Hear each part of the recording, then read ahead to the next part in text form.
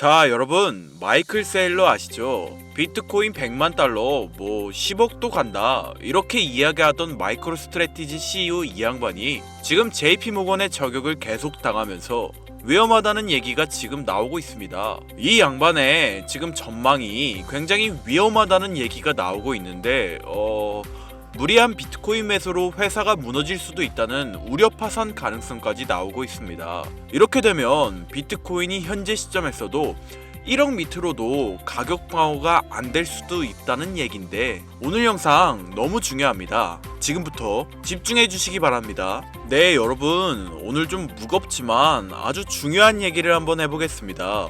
지금쯤이면 비트코인 벌써 억 단위는 가볍게 넘고 수십만 달러, 한국 돈으로 3억, 4억 원 갔어야 정상이라는 얘기가 투자기관에서 나오고 있습니다. 그런데 도대체 왜 아직도 1억 선에서 머물고 있는 것일까? 현물 ETF를 포함해서 제도권으로 끌어들이고 겉으로는 많은 기관들이 투자하는 것처럼 언론에서는 떠들어대는데 말이죠. 최근 SNS, 특히 구트릭터 X를 뜨겁게 달고 있는 아주 흥미로운, 그리고 어쩌면 조금은 좀 섬뜩한 내용이 하나 있습니다. 바로 은행들의 조작입니다. 시세 조작. 지금 전 세계 수많은 투자자들이 JP 모건, 이런 거대 은행들에 대해서 엄청난 분노를 쏟아내고 있습니다.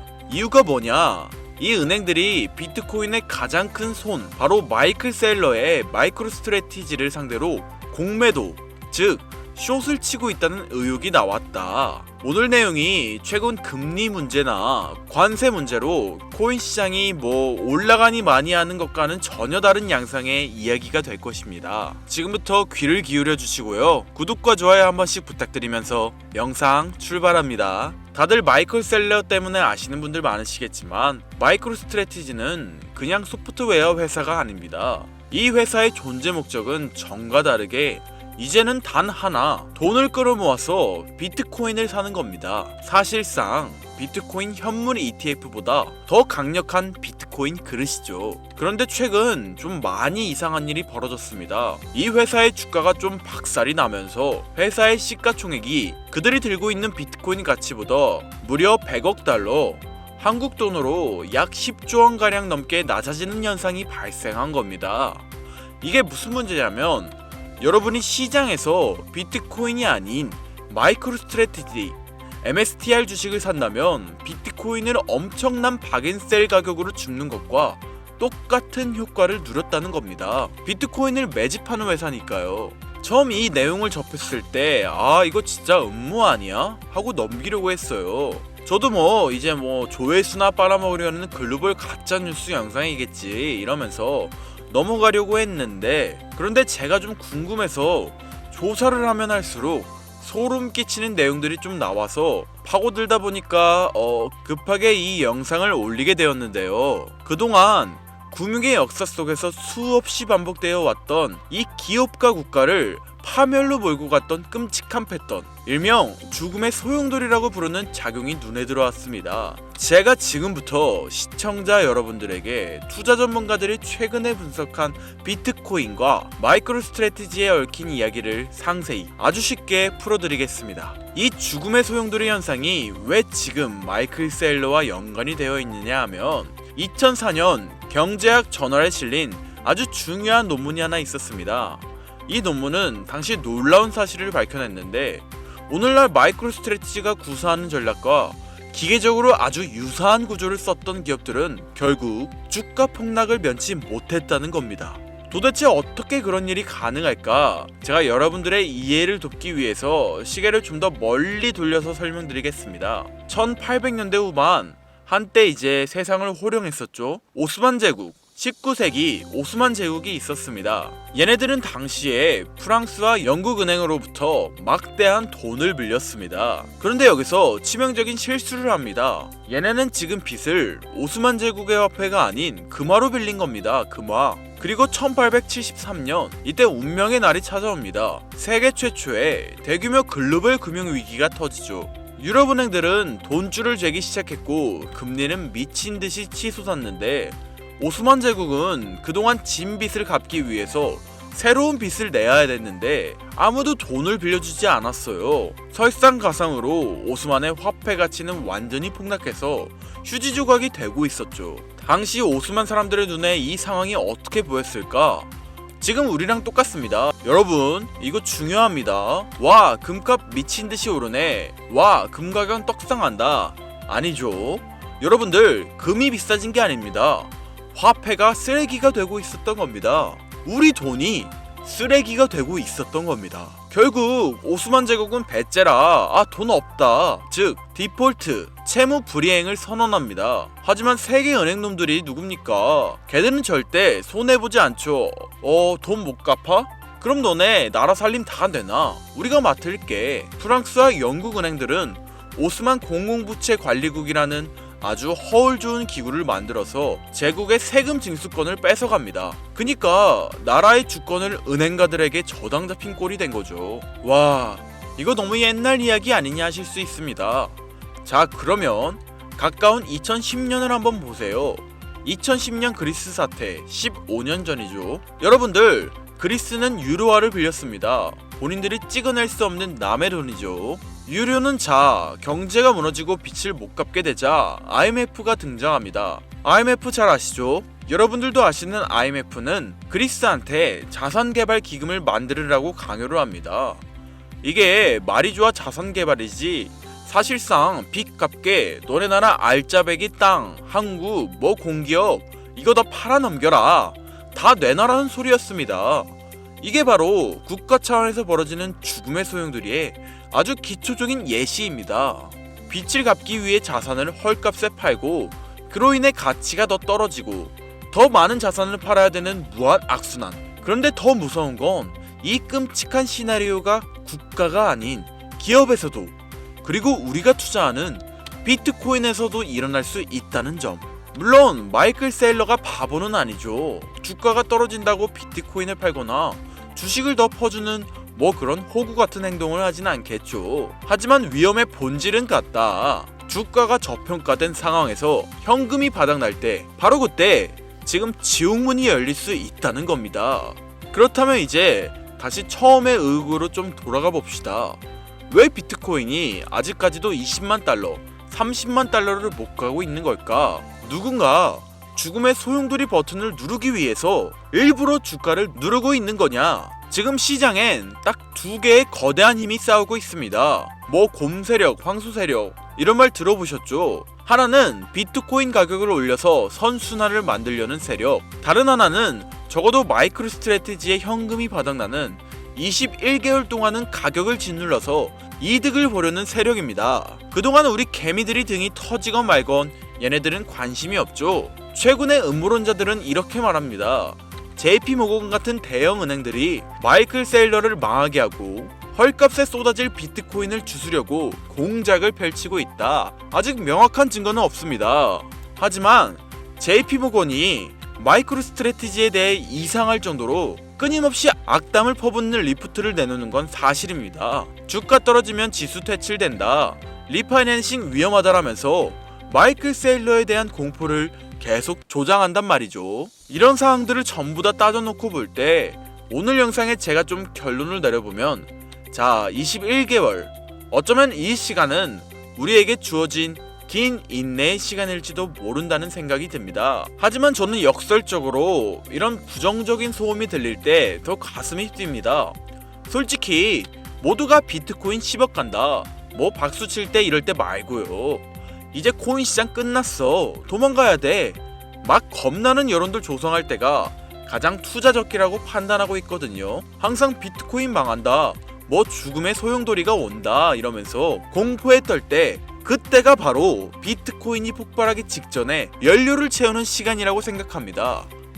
영상 내내 겁나는 이야기들로 가득 채우다가 결국 이 또한 지나갈 것이다 라고 말하니까 여러분들 좀 어이없으시겠지만 앞으로도 은행들의 공격이든 시장의 자연스러운 조정이든 비트코인을 둘러싼 소음은 앞으로도 절대 사라지지 않을 겁니다. 이런 공포의 시기에 냉정함을 잃지 마시라는 의미로 예방주사 같은 느낌으로 말씀드린 거고요. 지금부터는 왜 비트코인이 결국 상승하는지에 대한 이야기를 진행해 보도록 하겠습니다. 여러분들도 이미 보셨을 겁니다. 트럼프 행정부가 델타포스를 투입해 베네수엘라 마두로 정권을 전격 체포하는 것도 모자라서 동시에 뜬금없이 덴마크의 그린란드 매입을 다시 강요하고 있다는 뉴스 보셨을 겁니다. CNN이나 공중파 뉴스에서는 이걸 트럼프의 제국주의적 야욕이다, 석유를 노린 전쟁이다, 혹은 단순한 독재자 처단이다 라고 언급하고 있는데, 결론부터 말씀드리자면 전부 틀렸습니다. 트럼프는 지금 전쟁을 하고 있는 게 아닙니다. 그는 지금 쇼핑을 하고 있는 건데요. 그것도 국가의 장부, 즉 밸런스 시트를 통째로 갈아엎는 국가 단위의 구조조정을 진행 중이라고 보는 것이 훨씬 합리적입니다. 2026년 미국의 부채는 한계에 달했습니다.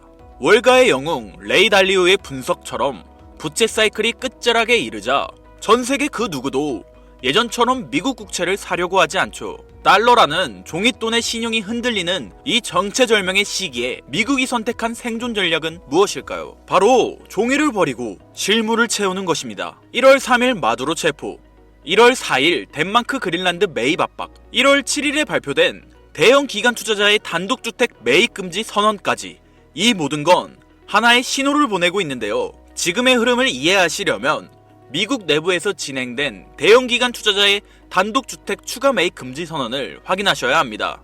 표면적인 명분은 훌륭하죠. 블랙록 같은 거대한 자본을 가지고 있는 대형 투자자들이 우리 서민들이 사야 할 집을 다 사버리니까 서민들은 살 집이 없어지고 월세가 너무 비싸지는 겁니다. 그러니 트럼프 입장에선 야, 기관들 이제 부동산에서 손 떼 라고 발표한 건데요. 당연히 서민들은 환호하였습니다. 하지만 저는 트럼프의 움직임과 이 법안이 반드시 하나의 연결고리를 가지고 있을 것이라 확신했는데요.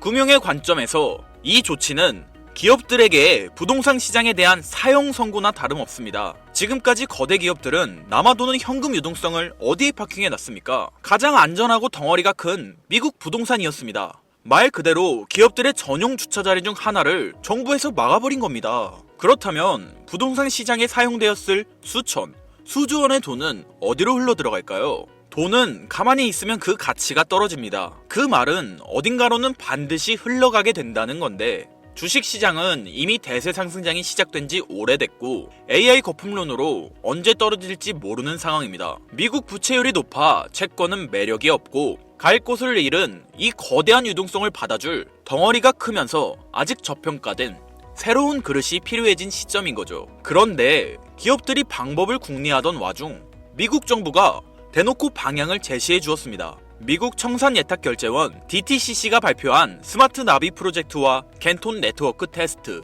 이게 전문 용어라 어렵게 느껴지시겠지만 쉽게 말해서 주식이나 부동산 같은 실물 자산을 코인으로 만들어서 기관들끼리 24시간 거래할 수 있게 만든 기업 전용 네트워크 RWA가 되겠습니다. 트럼프는 한쪽에서는 행정명령으로 구시대의 자산인 실물 부동산 매입을 막아버리고 다른 한쪽에서는 법안을 통해 신시대의 자산인 디지털 자산 시장에 문을 열어주고 있는 겁니다. 자, 그렇다면 여기서 의문이 드실 겁니다. 이들이 이렇게 강제적으로 고여있는 자본을 움직이려는 이유는 무엇일까요? 단순히 비트코인 2억, 3억 가는 게 목표라서요? 아닙니다. 그들이 보고 있는 건 코인 시장을 넘어선 더 거대하고 본질적인 패권의 이동입니다. 최근 일론 머스크는 한 팟캐스트에서 이런 말을 했습니다. 미래의 화폐는 달러나 금이 아니라 전력량 에너지가 곧 화폐가 될 것이라고요. 이게 당장 들으셨을 땐 이해가 어려우시겠지만 핵심은 이겁니다. 지금까지의 달러는 신용을 기반으로 사용되었습니다.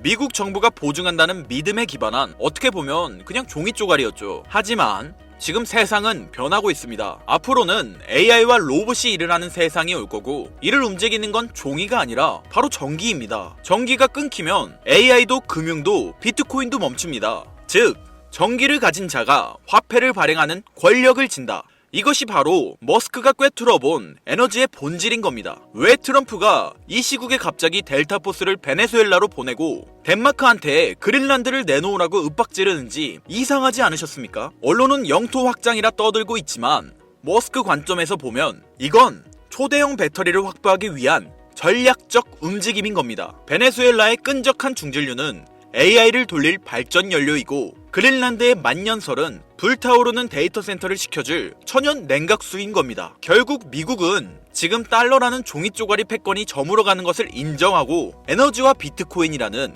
새로운 패권으로 갈아타기 위해 국가의 체질을 새롭게 뜯어고치고 있는 거죠. 머스크는 방향을 가리켰고 트럼프는 이미 움직이고 있습니다. 그리고 여기서 제가 앞서 강조했던 DTCC와 캔톤 네트워크가 중요한 건데요. 기관들은 썬팅 짓게 된 자신들만의 프라이빗 체인을 원합니다. 상식적으로 생각해 보십시오. 블랙록이나 JP 모건 같은 월가 하이에나들이 자금 흐름을 누구나 지갑 주소만 알면 실시간으로 다 들여다볼 수 있는 퍼블릭 블록체인 위에서 굴리고 싶어 할까요? 자신들의 포지션이 노출되면 경쟁사에게 공격당하거나 선행매매를 당할 수 있는데 미쳤다고 그 길을 주력으로 쓰겠습니까? 그들은 철저하게 프라이버시가 보장되고 신원이 인증된 기관끼리만 거래할 수 있는 네트워크가 필요합니다. 그런데 기업들이 자기들끼리 노는 프라이빗 체인을 쓰면 개인 투자자들은 캔톤 네트워크에는 우리가 투자도 못하고 이걸 알아도 무슨 상관이냐 라고 생각하게 될 텐데 맞습니다. 우리는 여기에 투자를 못하죠. 하지만 여기에는 틈새가 존재합니다. 기관들이 자기들끼리 지하 고속도로에서 돈을 굴리더라도 결국 그 유동성을 현금화하거나 외부로 빼내려면 반드시 일반 국도인 퍼블릭 체인과 만나는 인터체인지를 거쳐야만 합니다. 즉 기관의 프라이빗 장부와 우리가 쓰는 퍼블릭 블록체인을 기술적으로 그리고 법적으로 연결해주는 유일한 연결고리, 그러면서도 머스크가 강조한 에너지 데이터까지 처리할 수 있는 미들웨어 코인이 반드시 필요한 거죠. 이건 가능성의 이야기를 하는 게 아니에요. 반드시 이루어질 절차 중 하나입니다. 기관들의 비밀 문서와 머스크의 발언을 종합했을 때 이 히든 코인은 반드시 다음 3가지 조건을 충족해야만 할 것입니다. 첫 번째 조건, 기관들의 자금은 캔톤 네트워크라는 자기들만의 지하 벙커에 숨어 있습니다. 기관들이 캔톤 네트워크 지하에서 굴리던 자산을 밖으로 빼낼 때 빠르고 거대한 물량을 순식간에 소화시킬 수 있어야 하죠. 즉, 여러분이 찾아야 할 코인은 이더리움 계열의 느려터진 구형 모델이 아니라 기관들의 고속 거래를 감당할 수 있는 새로운 인프라 안에 숨어 있을 확률이 매우 높습니다. 두 번째 조건, 머스크의 영수증이어야 합니다. 이게 진짜 핵심인데요. 일론 머스크는 앞으로의 화폐는 전력이라고 말했습니다. 발전소에서 생산된 전력, 데이터 센터의 컴퓨팅 파워, 이 무형의 에너지를 실시간으로 블록체인에 기록하고 토큰으로 바꿔주는 기술. 전문 용어로 DP인이라 불리는 탈중앙화 물리 인프라가 결합되어야 하죠. 단순히 금융만 연결하는 게 아니라 에너지 데이터를 처리할 수 있는 오라클 기능이 탑재되어 있어야 하는 겁니다. 세 번째 조건, 규제 준수 딱지가 붙어 있는가입니다. 익명성 뒤에 숨어서 자금 세탁이나 하는 코인들은 기관들이 사용할 수 없습니다. 반대로 디지털 신원 인증 기능이 내장되어 있어서 이 돈은 불법 자금이 아니라 삼성전자가 보낸 돈입니다 라고 꼬리표를 붙여줄 수 있는 화이트리스트 코인. 기관들은 오직 이런 코인만 파트너로 인정할 텐데요. 이 3가지를 충족시키는 코인은 단 하나입니다. 여기서 이제 그래 네가 생각하는 그 종목이 뭔데?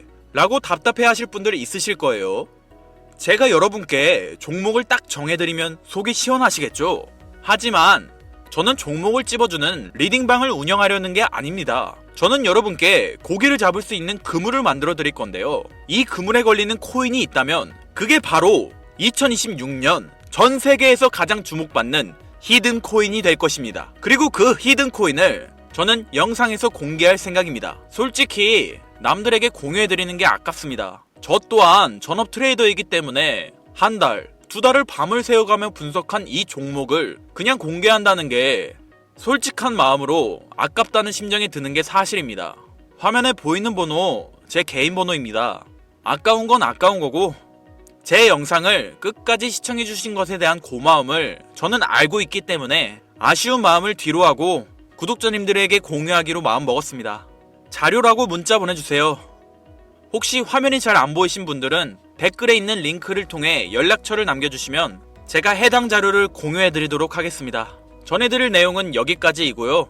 영상 재미있게 보신 분들은 구독과 좋아요 한 번씩 꾹꾹 눌러주시고 다음에 더 좋은 영상으로 찾아오겠습니다. 감사합니다. 김선우였습니다.